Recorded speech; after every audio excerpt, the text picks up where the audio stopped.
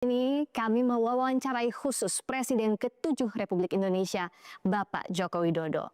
Pak Jokowi seperti menyambung sebelum jeda tadi. Kalau saya bertemu Bapak tidak mungkin saya tidak bertanya soal isu ijazah palsu yang bahkan sudah 4 tahun ini Bapak bergulir, episodenya panjang sekali. Apa pandangan Bapak soal isu yang tidak berkesudahan, soal isu ijazah palsu, Pak? Ya, ini kan sebuah isu yang sudah 4 tahunan ya dibicarakan, dan sebetulnya saya sudah 4 tahun itu diam, tidak banyak menanggapi. Karena apa? Ijazahnya saya pegang gitu loh. Bapak pegang ijazah? Kenapa? Tetapi saya tidak menyampaikan kepada publik ijazah itu. Karena yang pertama, ada aduan ke Barreskrim.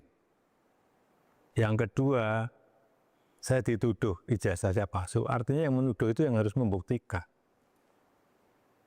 Dalam hukum acara, siapa yang menuduh itu yang harus membuktikan. Itu yang saya tunggu, itu coba dibuktikannya seperti apa.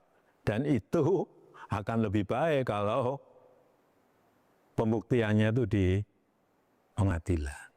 Sehingga betul-betul akan kelihatan proses hukumnya, akan kelihatan adilnya, karena yang memutuskan adalah di pengadilan. Karena yang membuat ijazah saja sudah menyampaikan asli masih tidak dipercaya, gimana. Dan yang saya lihat ini memang ada agenda besar politik, ada operasi politik, yang sehingga bisa sampai bertahun-tahun nggak rampung-rampung, karena keinginan mereka untuk mendowngrade, menurunkan reputasi yang saya miliki, meskipun saya nggak merasa punya reputasi apa-apa. Tapi menurut Bapak, kenapa? Apa dibalik itu? Menurut Bapak, kenapa harus diturunkan reputasi Bapak melalui isu ijazah ini? Ya, mungkin untuk kepentingan politik.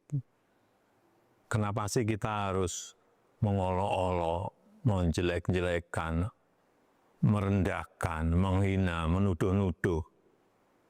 Semua dilakukan untuk apa kalau hanya untuk main-main? Kan mesti ada kepentingan politiknya di situ. Tapi sekali lagi, mestinya dalam masa-masa ekstrim seperti ini kita konsentrasi untuk hal yang besar. Untuk strategi besar negara, untuk kepentingan yang lebih besar bagi negara ini. Misalnya tadi yang berkaitan dengan menghadapi masa-masa ekstrim, menghadapi masa-masa perubahan karena artificial intelligence, karena humanoid robotik, sehingga jangan malah kita energi besar kita pakai untuk urusan-urusan yang sebetulnya menurut saya urusan ringan. Menurut Bapak, masih yakin dengan pernyataan Bapak sebelumnya, ada agenda besar dan ada orang besar di balik kasus ijazah?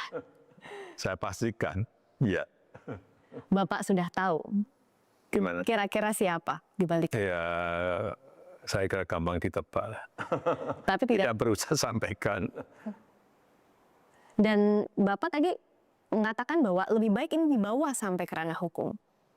Ya, untuk pembelajaran kita semuanya, bahwa jangan sampai gampang menuduh orang, jangan sampai gampang menghina orang, menfitnah orang, mencemarkan nama baik seseorang. Kalau ada pertanyaan ini, akan ke ranah hukum saja, Bapak membawa ini ranah hukum saja, atau ada kemungkinan mediasi? Saya kira untuk pembelajaran kita memang lebih baik dilakukan di penegakan hukum, diputuskan di pengadilan akan lebih baik. Untuk pembelajaran kita semuanya. Dan Bapak juga pernah berjanji kalau sampai ke pengadilan, ijazahnya Bapak akan tunjukkan di sana, di pengadilan. Ya, itu forum yang paling baik untuk menunjukkan ijazah asli saya. Dari SD, SMP, SMA, universitas, semuanya kan saya bawa. Untuk pembelajaran hukum, memang apa yang Bapak khawatirkan kalau ijazah ini, kasus ijazah ini terus bergulir di luar soal tudingan ijazah palsu? Ya kan bisa terjadi tidak hanya kepada saya, bisa ke yang lain, bisa ke menteri, bisa ke presiden yang lain, bisa ke gubernur, bupati, wali kota, semuanya dengan tuduhan asal-asalan.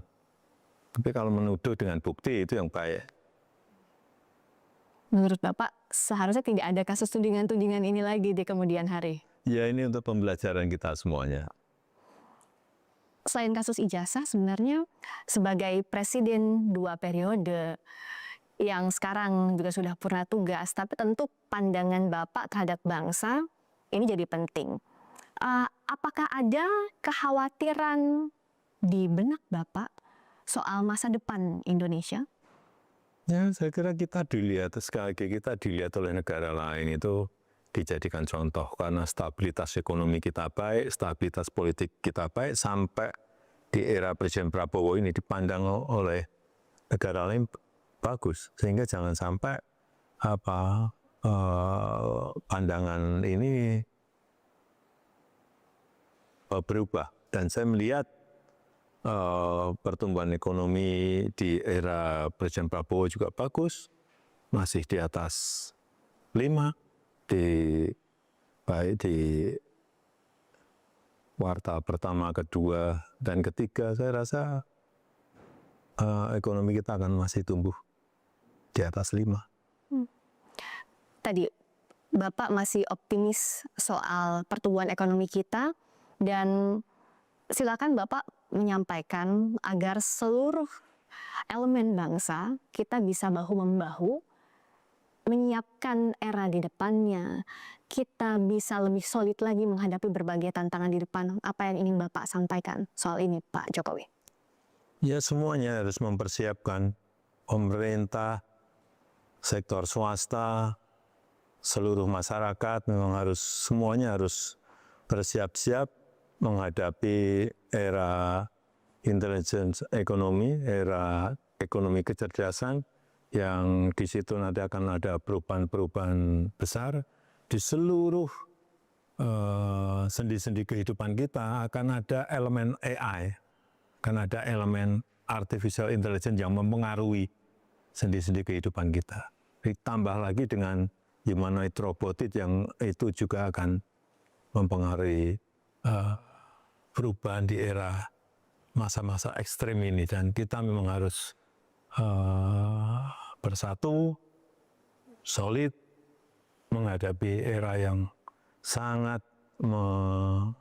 menentukan arah kehidupan kita ke depan. Saya rasa itu. Kita bisa asalkan tadi ya Pak ya, asalkan poin-poin tadi, kita solid menghadapi berbagai tantangan. Pak Jokowi, terima kasih.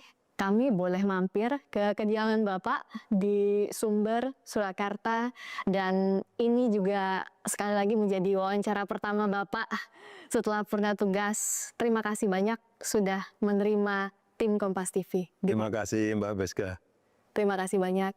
Sehat selalu Pak Jokowi. Terima kasih. Semoga kita jumpa lagi. Dan saudara, itu tadi wawancara khusus Presiden Republik Indonesia ke-7 Bapak Joko Widodo secara eksklusif dari Surakarta. Saya, Friska Clarissa, menutup perjumpaan kali ini. Selamat malam, sampai jumpa.